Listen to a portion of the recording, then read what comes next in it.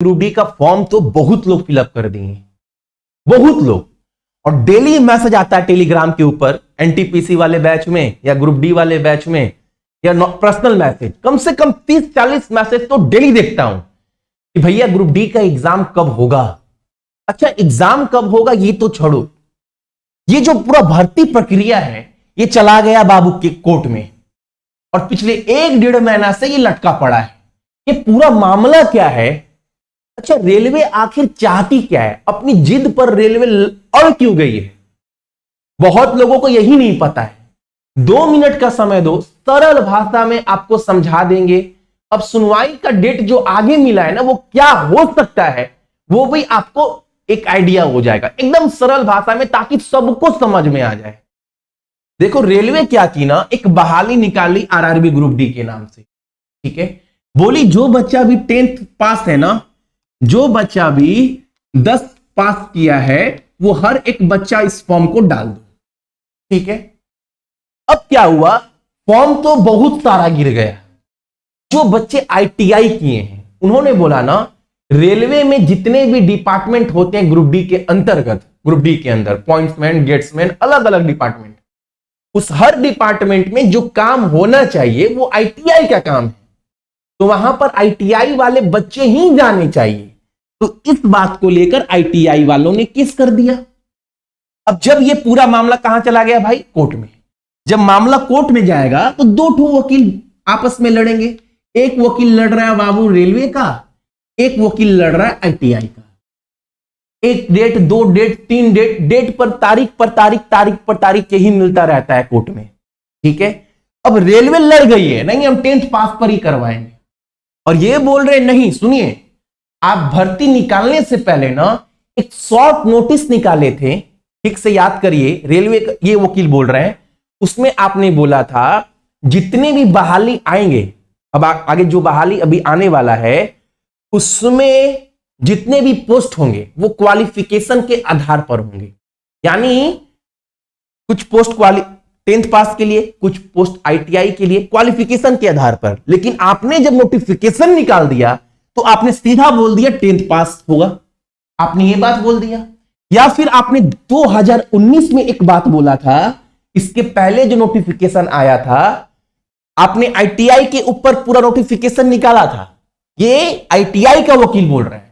लेकिन बहुत बड़े आंदोलन के बाद आपने आईटीआई को वापस ले लिया और आपने ये बोला 10th पास लागू कर दे रहे हैं, लेकिन अगली बार जब भर्ती आएगी लेवल 1 में यानी ग्रुप डी में तो आईटीआई चाहिए, ये बोल रहा है आईटीआई का वकील। तो इस बार जब भर्ती आप निकाले तो 10th पास कैसे कर देंगे? ये मामला पूरा फंस चुका है। अब ये क्या हो सकता है? रेलवे का वकील लड़ा है बाबू, ये तो बहुत पावरफुल है, ये तो पूरा सिस्टम है, पूरा सरकार है, इनसे लड़ पाएगा कोई?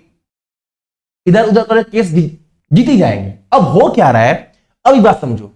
रेलवे ऐसा क्यों कर रही है बाबू? 400-500 करोड़ रुपए का ना सीधा झोल है। क्या बात कर रहे हैं भैया? समझो, बता रहे हैं, 1 मिनट समय दो, पूरा समझा दे रहे हैं। अब एक बात समझो, अब रेलवे अगर चाहे ना, ये पूरा सिस्टम प्रक्रिया है, ये सिस्टम एक कानून बोलता है, देखो मेरा कंपनी है, मेरे कंपनी में किसको काम करवाना है, किसको लेना है, ये अधिकार मेरे पास है। अगर हम कोई काम गलती किए हैं तो उसको हम सुधार भी सकते हैं। अगर हमने नोटिफिकेशन में पहले बोला था कि आईटीआई चाहिए, लेकिन नोटिफिकेशन में फिर बोल दिया हमने बाहर निकालकर कि आईटीआई नहीं चाहिए, तो उस गलती को रेलवे सुधार भी सकती है। रेलवे बोल सकती है कोर्ट में आगे कि हम इस गलती को अपना सुधारते हैं और जो नोटिफिकेशन लिए निकाले थे उसको हम वापस लेते हैं, पूरा भर्ती प्रक्रिया वापस ले लेगी और दोबारा से नए सिरे से एक फ्रेश नोटिफिकेशन जारी करेगी और बोलेगी अब 10th पास ही लागू होगा, कोई आईटीआई लागू नहीं होगा। फिर ये मामला दफा दफा, फिर कोई कुछ नहीं कर सकता भाई। रेलवे के पास एक ऑप्शन है, रेलवे पूरी भर्ती प्रक्रिया वापस ले ले, उसके बाद फिर से नया नोटिफिकेशन जारी करे और 10th पास लागू कर दे, फिर कोई कुछ नहीं बोल सकता, फिर कोई कुछ नहीं बोल सकता। अच्छा, रेलवे 10th पास पर ही क्यों अड़ी है? यही बात सोचो। सबसे पहले बात समझो। देखो, कम से कम की बात करें ना, आपको भी पता है भैया, एएलपी का देख लो, एनटीपीसी का देख लो, इतना सारा फॉर्म गिरा भैया। ग्रुप डी में लेवल 1 में कम से कम भैया जो ITI नहीं किए, कम से कम वो बच्चे 40 लाख होंगे जो फॉर्म डाले हैं। अब 40 लाख का मतलब समझते हैं, हर बच्चा से 500 250 ऐसे करके लिया गया है। अगर मान लो 400 का भी मान लो औसत, तो 160 करोड़ रुपए रेलवे को सीधा पॉकेट में जा रहा नॉन ITI वालों से फॉर्म के नाम पर। भैया पैसा रेलवे रिफंड भी तो करती है, हाँ करती है, कुछ का रिफंड करती है, कुछ का रिफंड नहीं आता है। 160 करोड़ 6-7 एक साल रखेगी तो उसका इंटरेस्ट सोच रहे कितना हो रहा है। अब यही मत समझो आप सभी, इसमें आप पता है क्या मिलाओ, इसमें आप ये मिलाओ आंसर की। आपको पता है रेलवे के भाई कोई भी एग्जाम हो, हर शिफ्ट में 2 से 3 क्वेश्चन तो भैया गलत होता ही है, और बच्चे ऑब्जेक्शन करेंगे। हर बच्चा से 50 रुपए रेलवे लेता है, एक शिफ्ट में 150 रुपए। 60 लाख बच्चे फॉर्म फिलअप किए, 60 लाख बच्चे से 150 सोच रहे हो कितना हो रहा है। और वो पैसा जो है वो नॉन रिफंडेबल है, मतलब वो पैसा रिफंडेबल नहीं करेगी। तो सोचो 300-400 करोड़ रुपए का झोल है बाबू। रेलवे चाहती है पैसा मतलब मेरे हाथ से चला जाए, कोई नहीं चाहता बाबू, कोई नहीं चाहता। तो अब अगली सुनवाई जो है ना वो 26 मई तक के टाल दी गई है। आप समझ रहे हो, मतलब ये पूरा का पूरा मार्च तो गया, अप्रैल पूरा खत्म, मई पूरा खत्म, जून जुलाई में एग्जाम आपको हो नहीं सकता। फिर आपका SSC का प्रक्रिया, आप सोच रहे हो एग्जाम कब होगा, ये मानकर चलो बाबू दिसंबर में आपका एग्जाम होगा, अगर सब कुछ सही से टाइमली होने लगा तो। और ये मानकर चलो जितने लोग फॉर्म फिलअप किए ना उनका पैसा रेलवे रिफंड नहीं करेगी, उनका एग्जाम होगा। ये मैं इशारा में बहुत कुछ बोल दे रहा हूं आप सभी को, तो आप एकदम निश्चित रहो, बहुत समय आपके सामने, बहुत समय है। इस दलदल से नौकरी लेकर निकल जाना, ये दलदल बहुत गंदा है। यहां पर लोग ना 5 साल 10 साल बर्बाद कर देते हैं, और जब निकलते हैं तो बोलते भैया नौकरी नहीं हुआ, मेहनत किए, मेहनत ढंग से करिए दोस्त। इतना समय बहुत होता है किसी भी एग्जाम को क्रैक करने के लिए। हर एक सिस्टम को सही तरीके से सब्जेक्ट वाइज पढ़िए, किसी भी टीचर से पढ़ो, सिस्टम वे से पढ़ो, कोई भी टॉपिक पढ़ो तो अच्छे से क्लियर करो बाबू, ठीक है। बाकी आप सभी समझदार हैं, एक निष्कर्ष निकाल भी लिए होंगे वीडियो में मैंने क्या बोला, क्या समझाया। बाकी आप मेरे से भी जुड़ सकते हैं सक्सेस की 98 के एप्लीकेशन पर, जहां पर मैंने आपको ग्रुप डी का भी बैच दे ही रखा है। ये तो NTPC का बैच है जिसके अंदर मैंने सब कुछ दिया है। सेम आपको ग्रुप डी का बैच भी वहां पर मिलेगा। Math complete, reasoning complete already दिया गया है। फिर आपको डेली खोल कर एक एक टॉपिक कंप्लीट करना है। जीके पूरा नोट्स दिए, जीएस पूरा नोट्स दिए 299 में। हर PDF को डाउनलोड भी कर सकते हैं, प्रिंट करवा सकते हैं। उसके अलावा वहां पर टेलीग्राम का प्राइवेट ग्रुप भी दिया गया है। मेरे से आप पढ़ रहे हैं तो मेरे आप स्टूडेंट्स हो, तो मेरा फर्ज बनता है कोई भी टॉपिक पढ़ने के बाद अगर आपका कोई डाउट आता है उस टॉपिक में तो आप मुझसे पूछ सकते हैं भैया टेलीग्राम में। उस ग्रुप में वही बच्चे हैं जो एडमिशन लिए हैं, भैया इस क्वेश्चन में अटक रहे, आंसर बता दो, आपके साथ खड़े एग्जाम तक। लेकिन कोशिश करना, मैं तो बराबर बोलता हूं, जिस सिस्टम वैसे मैंने सिलेबस तैयार किया है 3 से 4 महीने का सिलेबस है, मेहनत है, डेली 6 घंटा 5 घंटा का मेहनत है।